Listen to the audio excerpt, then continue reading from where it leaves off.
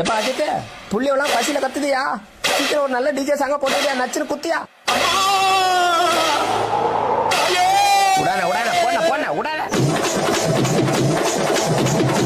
போடு போடு ஏத்தி ஏத்தி வாங்கிட்டு ஏத்தணும்.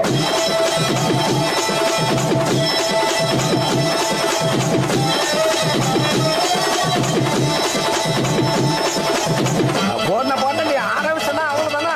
எல்லாரும் கையால ஆடி போவாங்க. போட்டா போட்டா